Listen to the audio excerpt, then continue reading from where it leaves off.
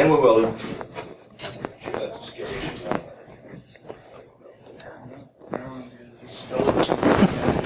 Okay.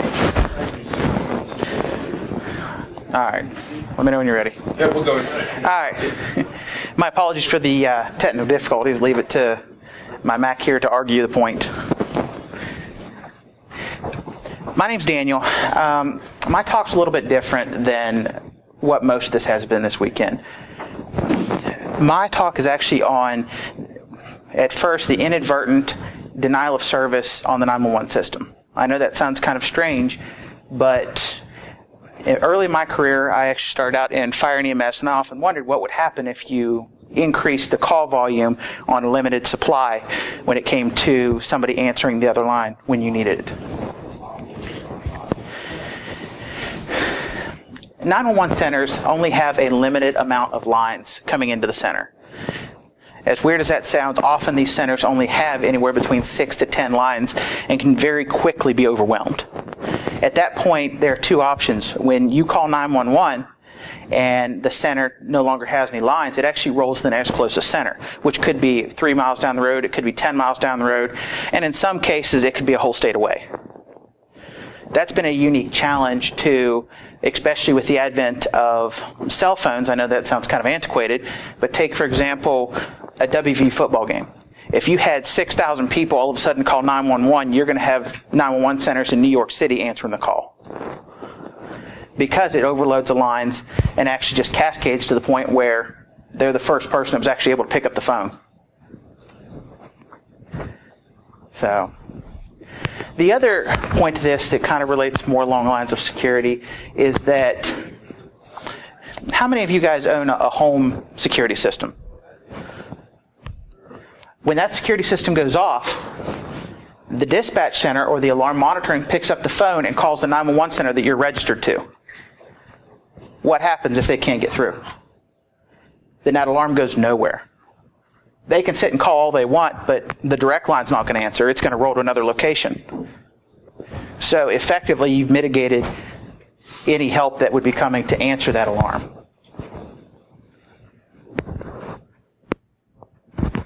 So just a little bit that kind of got me started on this. In March 8th of this year, there was a bug in a T-Mobile lines in Houston, Texas. Actually, correction, Dallas. My apologies. It actually caused the cell phones in the area to ghost call 911 repeatedly. Long story short, what started out as maybe 15 calls ended up being over 1,000 calls within 5 minutes. The phones would actually call, hang up, call, hang up, call, hang up, and every time that call would be placed, it held a line. There were call wait times up to 40, 45 minutes. The average wait time was 38 minutes for somebody to even pick up the phone. Now, a lot of times they would pick up the phone and say, 911, please hold, and they would be on hold. It doesn't matter what event it is. They were waiting until they got a chance to answer that call. And what caused that problem is that dispatchers are required by federal law to call back every single hang-up call that comes in. So if you've got a phone that's calling 60 times in a 20-minute period, they're going to call back 60 times to ascertain whether or not there was an emergency. At that point stage, any incoming calls have to be placed on hold. This happened multiple times in the Dallas area. A little bit earlier, in November of 2016, there was an iPhone bug that was actually exploited through a tweet. It was intended to drive pop-ups on the phone, but what actually happened in Arizona was when they clicked on the tweet, it actually put the phone into a loop that would call and hang up 911 and lock the phone up. So users were not actually able to end the call. So you'd be sitting there looking at your phone, it would hang up, call, but the screen was non-responsive. It just got to the point where some people were able to hard reset the phones, or it actually effectively went dead. You had a 911 center that had 6 people on duty, and at one point in time had over 2,000 calls in a 10, 20-minute period.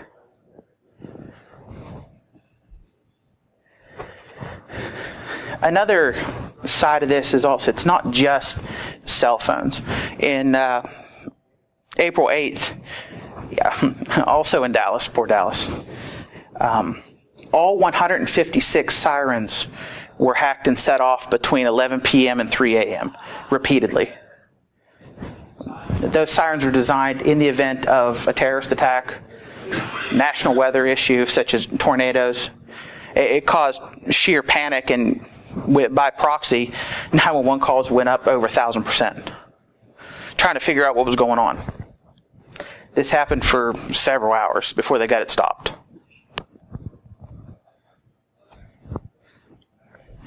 Again, you think when you call 911, it shouldn't happen. Somebody should pick up the phone, and you should be able to get the help you're looking for. Again, 911 systems are built on a cascade. So if you think about that, long story short, if you have a small number of calls, it stays in a localized area. The more calls you add, the bigger the impact zone is going to be.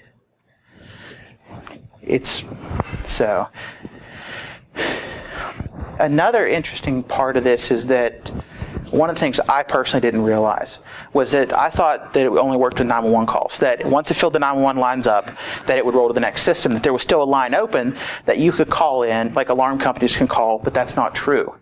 The way the system's built is that as it fills up, it will fill up every single line in that center before, including the non-emergency line, the direct line that alarm companies will call, that bank vaults, whenever there's a bank vault alarm, when the alarm company calls for that, that would be busy. They would have no way of dispatching police.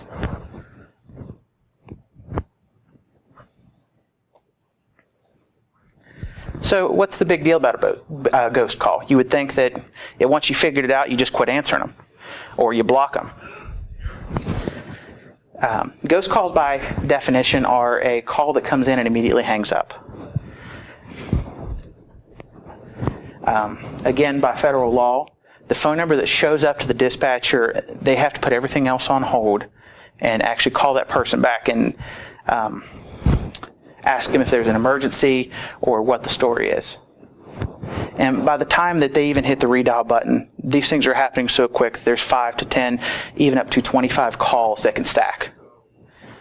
And it can happen even inadvertently. Again, I reference like a WVU football game where you have 60,000 people in the stands. You have one stands, call 911, you've wiped out Mon, Marion, Harrison, and Pittsburgh's answering 911 calls. Not to mention the cell tower was shut down. Hopefully that would be the first thing before it overwhelmed and caused widespread panic. So one of the other sides of this is that a DDoS like this actually does have a human cost. A lot of times you think of an attack like that being based directly on financial numbers. In Houston, when this happened, wait times led to the death of an infant after falling off the bed while the babysitter sat on hold. Babysitter sat on hold for 35 minutes. Kid fell off the bed, hit a dresser, and when he called 911 for an ambulance, he sat on hold for 35 minutes before somebody was able to answer the phone to tell him how to do CPR. In Dallas, the local news also reported a similar situation where the caller was on hold for 20 minutes while the guy's husband quit breathing. He actually called, he was still breathing and moving, but by the time the call was answered, he had died. So it's stories like this that kind of got me thinking, how much would it take to shut down a system? How many calls would it take? How many handsets would it take? What kind of system could even wipe out something that we take especially for granted? Well, I got my answer. It only takes 6,000 handsets to shut down a regional system. That's the entire Northeast. Barring how New York City and the larger metros handle it, you could shut down the entire state with less than 6,000. And that doesn't necessarily have to be active cell phones with a subscription. Any cell phone, whether it's active or not, has the ability to call 911. As long as it can register to the network, it is legally required to be able to dial 911. I mean, you could have 4,000 old cell phones plugged in and run them all at once and shut down the ability to call for help for several hundred miles. They also in the proof of concept showed that it will only take 200,000 handsets to substantially create wait times across the entire U.S. That's really not a lot of handsets when you think of population and the amount of people that are on their phones at any point in time.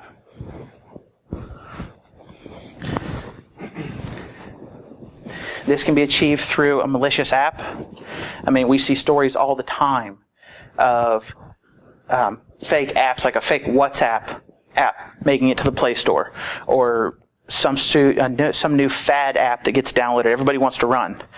And there are a lot of users out there that'll download it and say, oh, sure, allow all the permissions. Yeah, it wants to use your phone. Why does it want to use your phone? Why does it want to make calls? But there are a lot of people that don't read those, and you could very easily compromise 6,000 phones by a simple download. The tweet, it was proven in Arizona that it took a hyperlink run in the pseudo browser from the Twitter app for it to put the phone in a loop.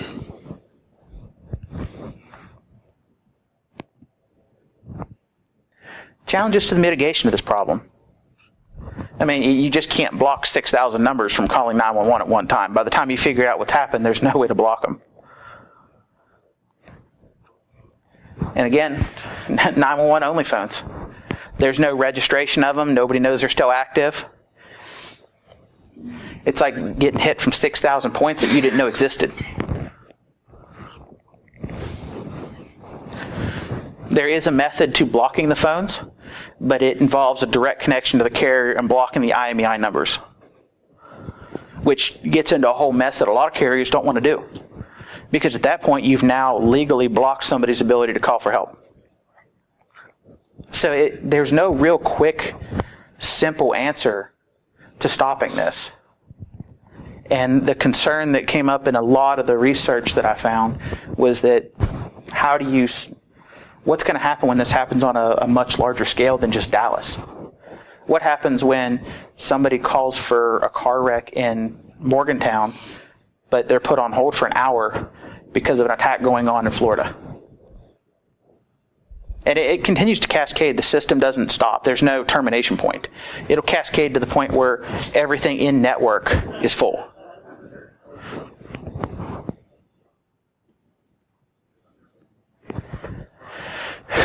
The ensuing chaos, as previously mentioned, lines quickly become clogged and they stop legitimate calls from coming in. It doesn't stop the ability for services to communicate with each other. So if you called your buddy who's a cop who radioed to somebody else, it's not going to affect that. But it is going to affect the ability for alarm companies to notify police departments that there's a bank alarm going off, that your house alarm's going off, that your house is on fire, that the smoke detector's going off. And there's no warning system that says this type of attack is going on, unless you're tuned in with your local emergency management, which puts out on social media that they're unable to receive calls. There's no notification.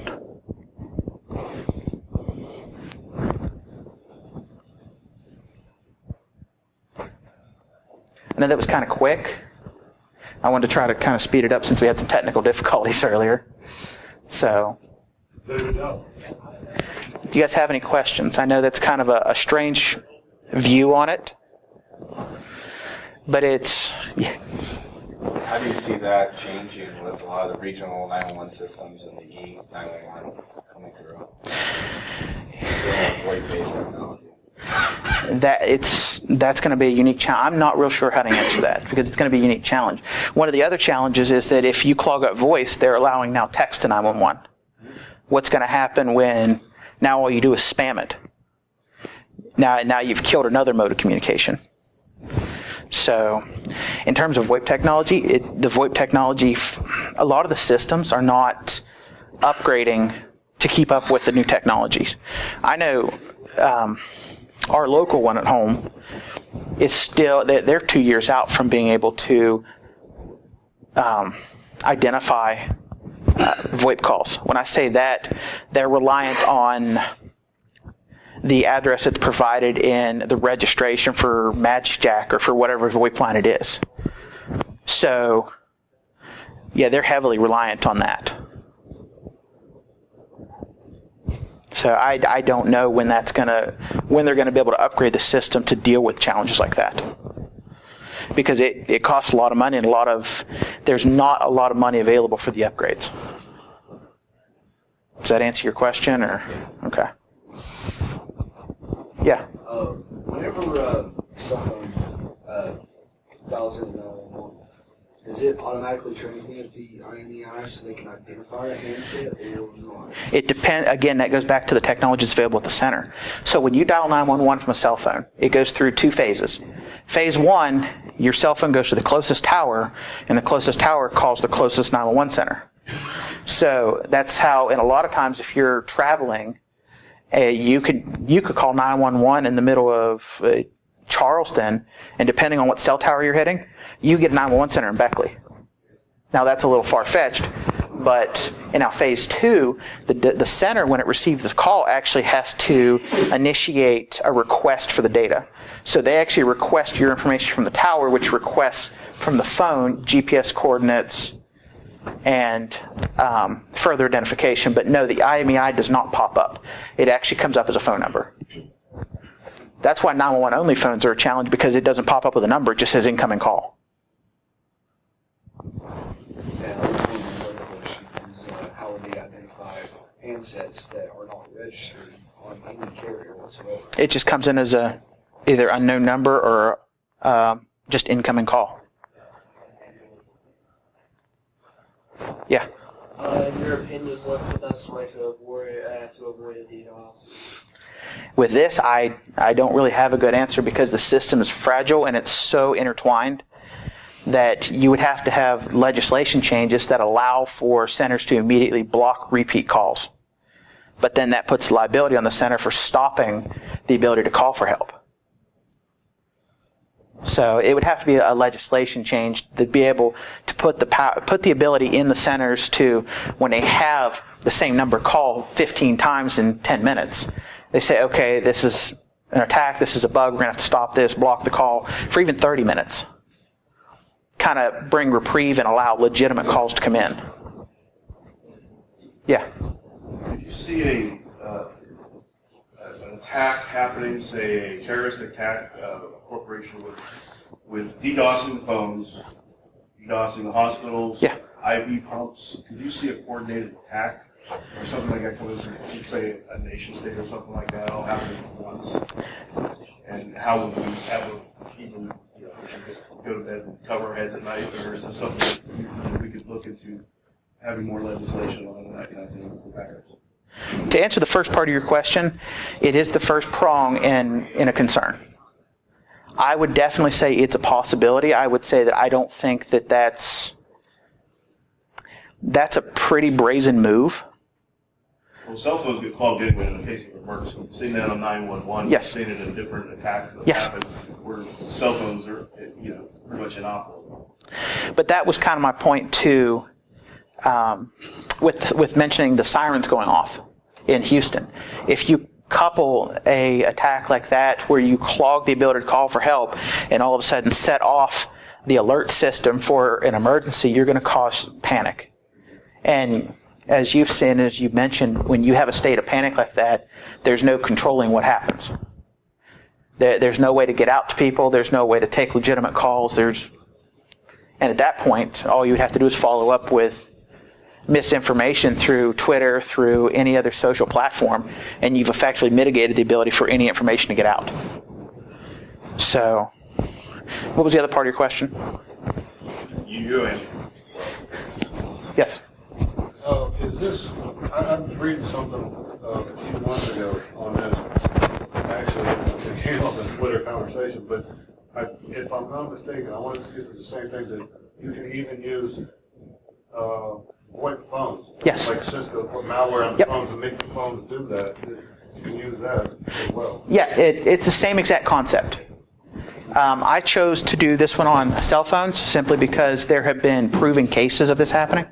So you don't need to take 6,000 cell phones. You can hack into one building that's got 6,000 phones in it and do the same thing. Yeah, at that point, well, it depends on how that's also gateway too, because you could have the same number coming out. Wow. So yeah, that was kind of the point, is that you can, it's terrifying to think that you can shut down the ability to call for help, alarms, anything that most security systems, most corporate security systems ring into a central office, a central security office, which they pick up the phone and they call the police. Or they pick up the phone and they call down and say, hey, what's going on? Why is this alarm going off? Or they see somebody breaking in. What are they going to do? They're going to call the 911 center and they're going to have them send the police.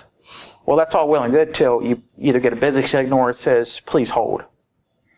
And by that point in stage, they've already moved in. And in 35 minutes, a lot of criminals can clean out a lot of places. Yes? What happens with the non-emergency police number? Say you get a busy signal with 911. You say, all right, I'll try the non-emergency. Yeah. The non-emergency on the 911 center will fill up. That's one thing I originally was not aware of, that when the 911 lines fill up, it will actually roll over to the non-emergency lines. So they will fill up also. Now, they will only ring busy because they're non-emergency lines. But as for non-emergency number to like actual departments, no, they will be unaffected. So if you found a department number, yes, then you might have a chance of getting through. Yeah, if you called Charleston City Police Department directly versus the county 911 center, yes, you would get through to them. If there's somebody Yeah, and that's another thing, is that a lot of departments have cut back. They've only got one person answering the phone. If a lot of people get that idea, go back to the old days of I'll just call them directly, and then they get overwhelmed. Of course, that's only one line. It's not going to go to hold. It's not going to. So, yeah. So I have actually had on my phone, the same sort of text that you get for an Amber Alert or something like that. I've had my county send out, hey, we are unable to receive 911 calls. Call this number. Yes. That is one move that they're trying to do to mitigate that, but that wouldn't work in a super high volume situation. Whereas if you created panic again, I go back to the sirens going across the city.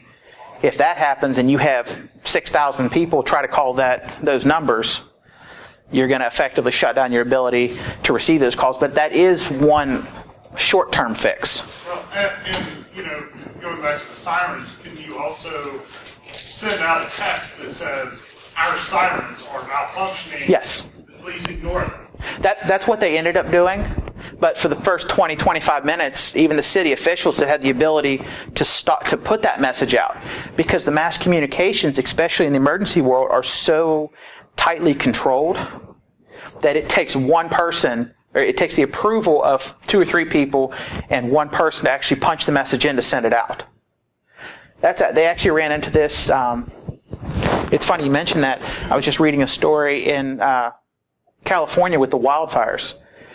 The emergency center actually decided against blasting an entire county with a text message about the wildfires encroaching one neighborhood. They ended up losing 10 people because they were so afraid to blast the whole county that hey, we have wildfires encroaching this area. We can't control them. You need to evacuate. They elected not to send that in favor of we didn't want to cause panic. Yeah. Some jurisdictions segment mobile emergency traffic and then have whitelisted landlines in the area for prioritization. In some of the bigger cities, possibly. I have not, again, sometimes that's very sensitive material. They won't exactly let out. But I know in the smaller jurisdictions, such as Charleston, Morgantown. That would go for the county then, technically. Yeah, they do not. Again, their systems, I know some of the systems that still operate on sometimes it takes them calling a carrier for them to be able to ping a phone to find out its GPS coordinates even when they call 911. There have been times that somebody will call in and say, I don't know where I'm at, I need help. They'll hit phase 2 on the console and it'll tell them, you don't have permission. They actually have to call the carrier while the person's on the line on their emergency number and have them ping the phone and give them GPS coordinates. So there's a lot of systems a lot of legacy systems that aren't prepared for stuff like that.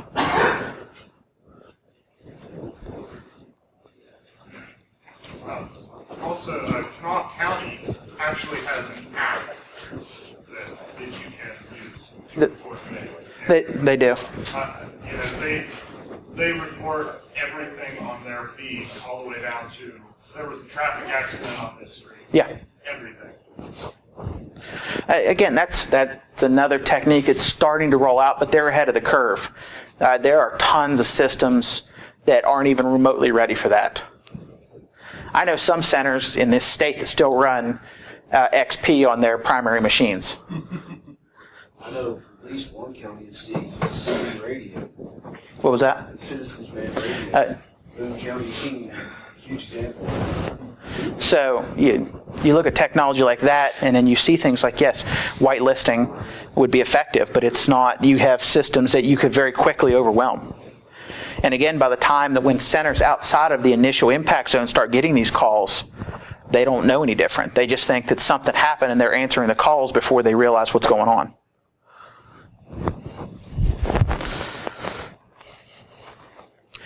Anything else?